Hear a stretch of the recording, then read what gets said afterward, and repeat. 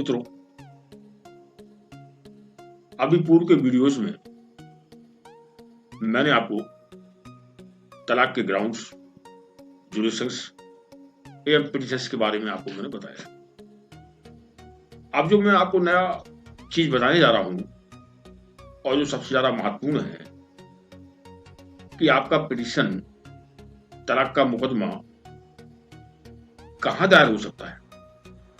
किस न्यायालय को क्षेत्राधिकार होता है, ये एक महत्वपूर्ण बात है। हिंदू विवाह अधिनियम की धारा 19 में जुरिस्डिक्शन दिया हुआ है, जिसमें बताया गया है कि वो कौन सी न्यायालय है जिस न्यायालय में आप अपना मुकदमा दायर कर सकते हैं। ये पूर्व में मैंने आपको बता दिया है कि मैट्रिमोनियल डिस्प्यूट्स के जो मैटर्स होते हैं वो फैमिली कोर्ट्स में ही जाते हैं और अमूमन हिंदुस्तान के हर सेशन खंड में लगभग फैमिली कोर्ट्स गठित हो चुकी है। तो अब किस न्यायालय में आप अपना मुकदमा दायर करें, ये एक महत्वपूर्ण बात है। इसमें जो व्यवस्थाएं दी हैं उसके मुताबिक जिस न्यायालय के क्षेत्र में, यानी आप अपना पिटीशन वहां दायर कर सकते हैं जहां आपकी शादी हुई है,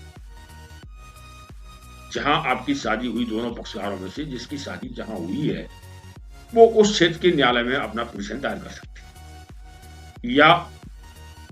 रेस्पोंडेंट जहां निवास कर रहा हो, यानी विपक्षी जहां रह रहा हो। तीसरा जो महत्वपूर्ण है वो ये है कि दोनों पक्षकार अंतिम बार एक साथ जिस क्षेत्र में रहे हैं, लास्ट रेजाइड्स, जिस क्षेत्र में अंतिम बार एक साथ रहे हैं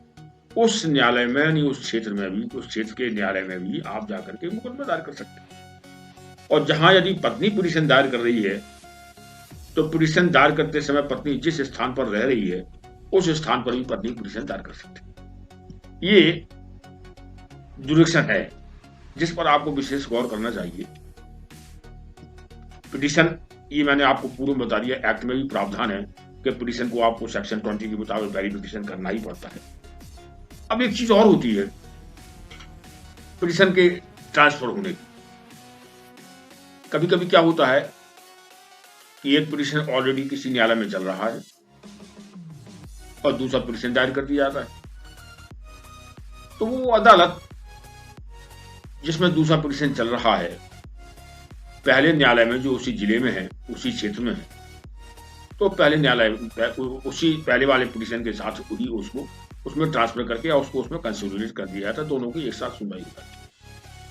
और जहां अगर कोई जो है पहला वाला पिटीशन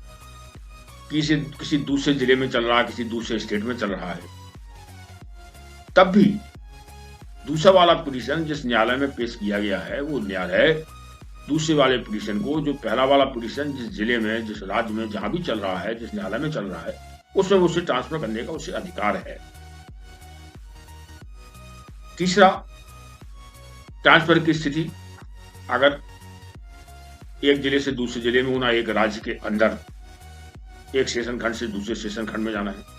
दूसरे डिस्ट्रिक्ट में जाना है, तो आप हाई कोर्ट से भी कर सकते हैं। अगर एक स्टेट से दूसरे स्टेट की जब बात आती है तो इसको आप सुप्रीम कोर्ट से भी इसका आपको पिटीशन का ट्रांसफर हो सकता है और ट्रांसफर कराया जा सकता है और ट्रांसफर होते ही रहते हैं। अब इसमें एक महत्वपूर्ण बात और होती है जो हमारे एक्ट में प्रावधान दिया हुआ है,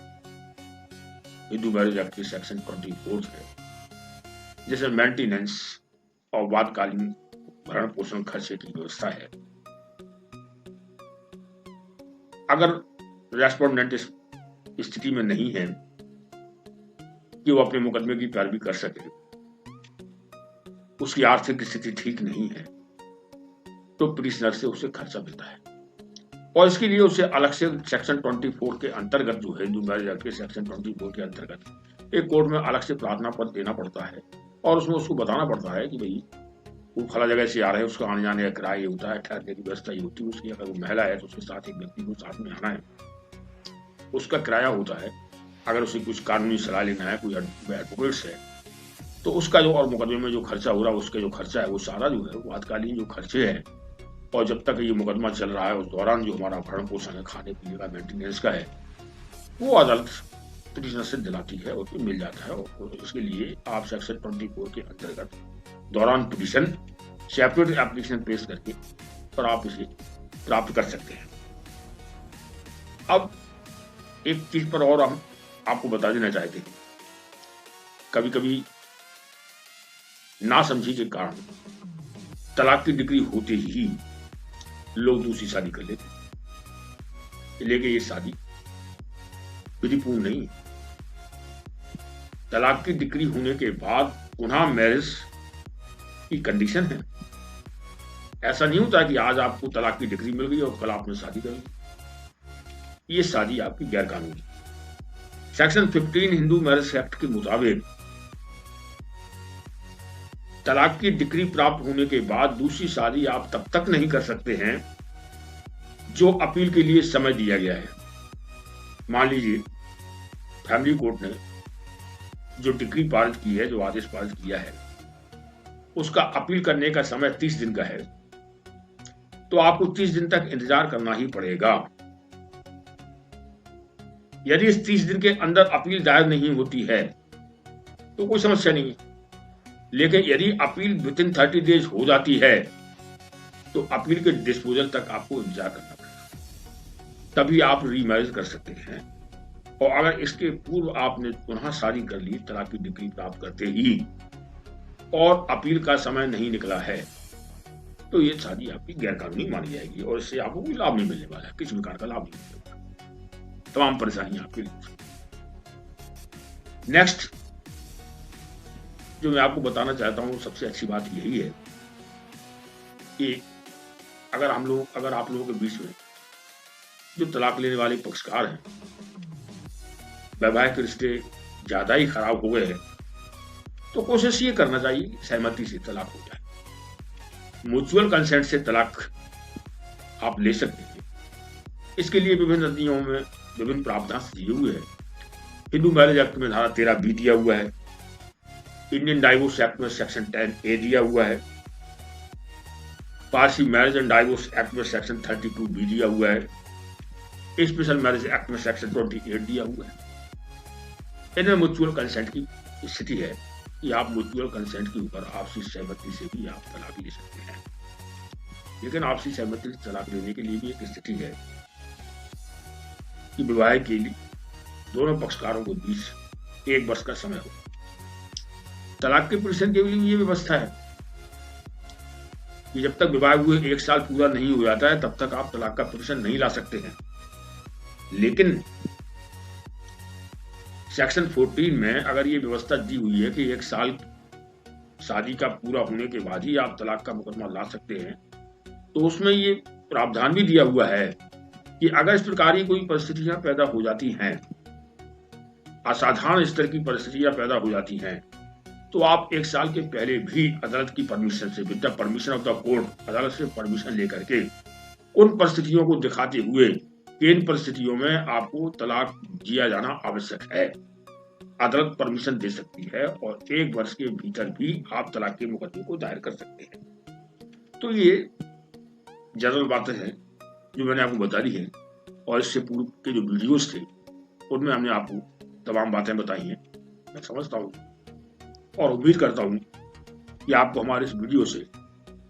इस प्रकार की कुछ चीजें मिलेंगी, आपके समझ में आएगा कि आप साधारणतः बगैर मेंटली डिस्टर्बेंस के ही आप अपना मन बना सकें यदि आपको तलाक लेना ही है, और आप बगैर किसी अधिवक्ता के आप अदालत में अपना मुकदमा दायर कर सकें, कंटेस्ट कर सकें, अदालत में मुकदमा दायर कर सकें, मुकदमा लड़ सकें। ये सारी स्थिति है, साधारण सी स्थिति है जिन्हें मैंने बता दिया है, उन्हें आप देख सकते हैं। और अगर कभी आपको समझ में आता है, उचित लगता है, कोई बात समझ में नहीं आ रही है, तो आप हमसे कांटेक्ट भी कर सकते हैं, संपर्क भी कर सकते हैं। मैं आशा करता हूं कि आप हमारा चैनल कानूनी सलाह को आप देखेंगे, सब्सक्राइब करेंगे, क्योंकि इसके बाद भी मैं अभी कुछ और अन्य कानूनी मुद्दों के ऊपर भी कुछ वीडियोस देने वाला हूं जो आम जनता के लिए बहुत ही लाभप्रद होंगे। नमस्कार।